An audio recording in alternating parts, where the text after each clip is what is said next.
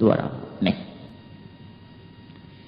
इन तीनों को नहीं अपनाया, साधन होते हुए भी साधन को नहीं अपनाया, एक निस्साधनता की स्थिति उसके अंदर आ गई है, जिसे शरणागति कहते हैं, इसे समर्पण कहते हैं। भट्ट जी महाराज ने इस मार्ग को अपनाया है, शरणागति का मार्ग अपनाया है, समर्पण का मार्ग अपनाया है।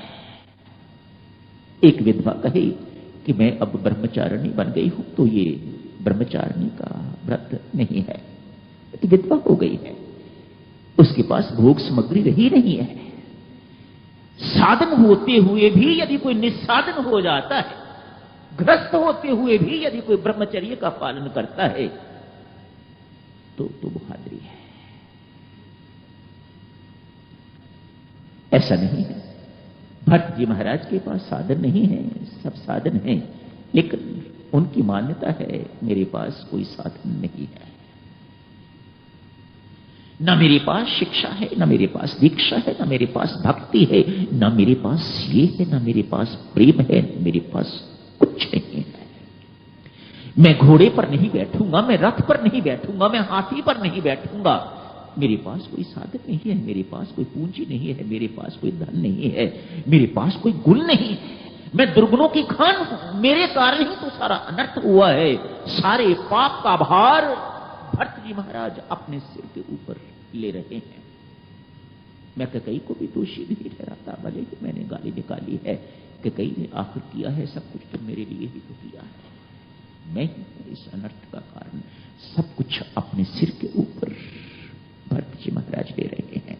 मैं जाऊं तो किस मुंह से जाऊं, बस एक ही आसरा है, इसे राम कृपा कहा जाता है। जब व्यक्ति सारे साधनों को छोड़ के एक राम कृपा पर निर्भर रहे, एक राम भरोसे रहना शुरू कर दे, मेरी साधना यही है कि मैं राम भरोसे रहूं, मैं राम आश्रय रहूं, तो इसे शरणागति कहते हैं, इसे समर्पण कहते हैं, इसे सरेंडर कहते हैं। एक राम भरोसे, राम कृपा। राम कृपा ऐसे ही व्यक्ति में अवतरित होती है, प्रेम का प्रतीक है, भक्ति की प्रकाष्ठा है शरणागति, समर्पण। जब व्यक्ति इस प्रकाष्ठा को पहुंच जाता है तो परमेश्वर अति दयालु, अति कृपालु, उसके प्रेम को देख के तो अपनी कृपा को उसमें उड़ेल देते हैं। ये परम प्रेम बन जाता है, ये पराभक्ति बन जाती है। पराभक्ति इसे ही कहते हैं जब साधक का प्रेम और परमेश्वर की कृपा का सम्मिश्रण हो जाता है तो उसे पराभक्ति कहा जाता है। परमेश्वर की कृपा तो सब पर है, लेकिन अवतरित उसी पर होती है जिसके हृदय में परमात्मा के प्रति प्रेम उमड़ता है। दूसरे हृदय में ये अवतरित नहीं होती, भले ही ये सब पर है, अवतरित उसी पर होती है। भरत जी महाराज चल पड़े। आखिर भक्तजनों, ये राम राज्य में ये जो व्यवधान आया है, आया क्यों है? ये बाधा जो आई है, आई क्यों है? संत महात्मा कहते हैं भरत है प्रेम का सागर और परमात्मा श्री राम है कृपा के सागर। भक्त और भगवान की होड़ लगी हुई है आपस में। भक्त चाहते हैं कि मुझे कोई ना जाने, सब कुछ भगवान है, और भगवान कहते हैं बेशक मुझे कोई भूल जाए लेकिन कोई मेरे भक्त को ना भूले। दोनों में होड़ लगी हुई है।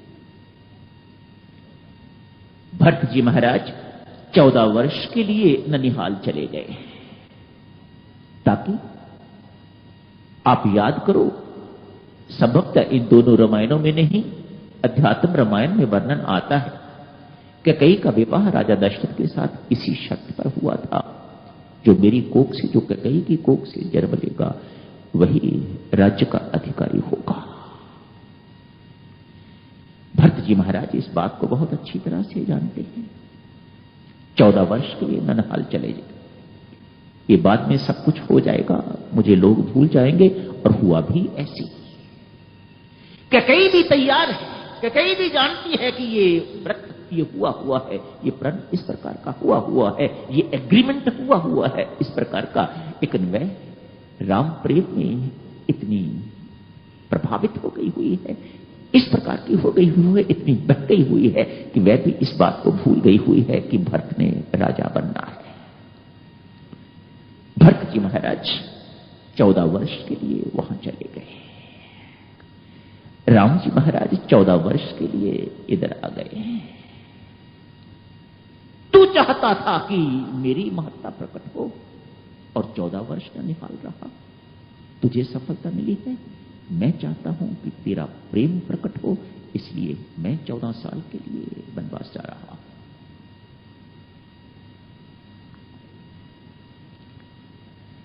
प्रेम का सागर एवं कृपा का सागर चित्रकूट में मिलने जा रहे हैं।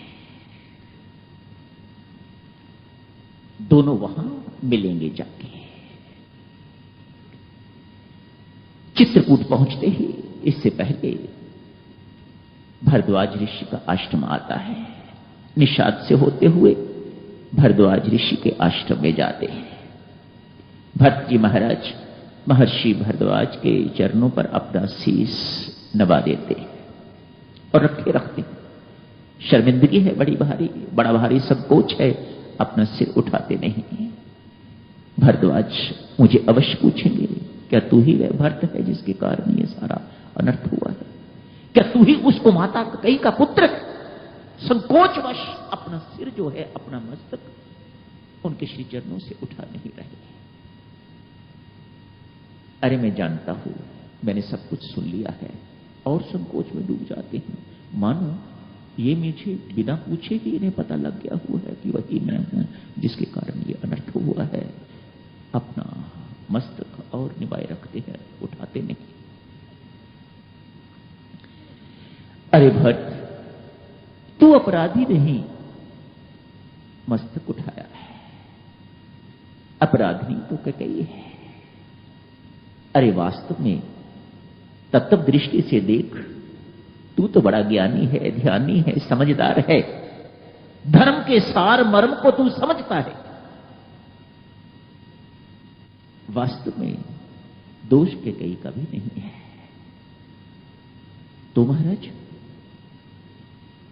महर्षि भरद्वाज कहते हैं, दोष तो उस सरस्वती माता का है जो कैकेयी की जुबान पर बैठ गई और जिसने ये सब कुछ करवाया। भरत जी महाराज बड़े चकित। महर्षि, सरस्वती माता का नाम लेते बुद्धि विमल हो जाती है, और आप कहते हैं माता सरस्वती के कारण कैकेयी की बुद्धि जो है भ्रष्ट हो गई। आगे जाके जब भट्ट जी महाराज चलते हैं उनको ले जाने के लिए, देवता लोग एक बार फिर मां सरस्वती के पास जाते हैं और जाके हाथ जोड़ के विनती करते हैं, माते जैसा काम पहले किया था वैसा ही आपको अब भी करने की आवश्यकता है। कहीं मां ये भरत राम को लाने में सफल हो गया तो हमारे सब किए किराए पर पानी फिर जाएगा।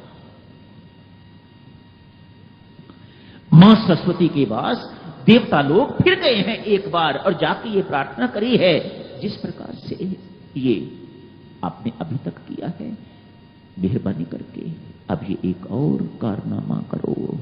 ये किसी भी ढंग से भरत को सफलता नहीं मिलनी चाहिए कि वह राम को वापस ले आए।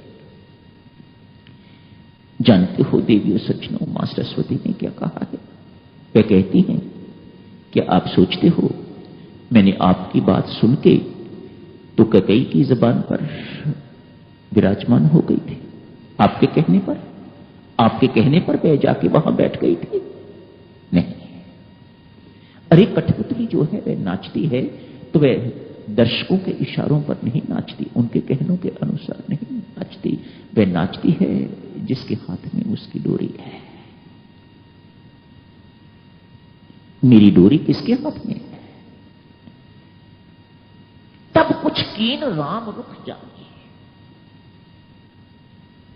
जब मैंने राम के रुख को देखा, जब मुझे राम ने, जो मेरे कर्णधार हैं, जो मेरे सूत्रधार हैं, जिस वक्त उन्होंने मुझे इशारा दिया, उनका रुख मैंने पहचान के तब मैंने कैकेयी की जबान पर अपने आप को निवासित किया। अब भी मैं आपके कहने के अनुसार नहीं करूंगी। अब भी मुझे मेरे मालिक जब इशारा करेंगे तो ही मैं करूंगी। मैं कौन हूं, कहां रहता हूं, कैसा हूं, इत्यादि इत्यादि। ये उपासना की महिमा है, भक्ति की महिमा है।